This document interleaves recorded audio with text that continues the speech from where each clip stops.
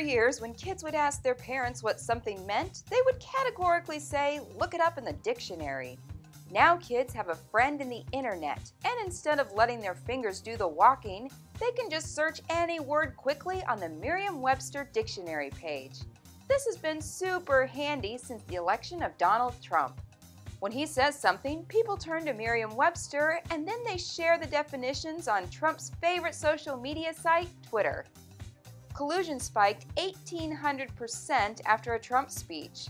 It also turned out that no one could spell the word council. After Trump tweeted, "This is the single greatest witch hunt of a politician in American history," people turned to Merriam-Webster to define witch hunt. Is surety a real word? Internet users thought it was surely made up, but it turns out it was actually correctly used by Trump. And swashbuckler trended, I guess because kids don't read pirate books anymore. It looks like the Trump effect on Merriam-Webster is either huge or bigly. I guess we'll just have to look it up.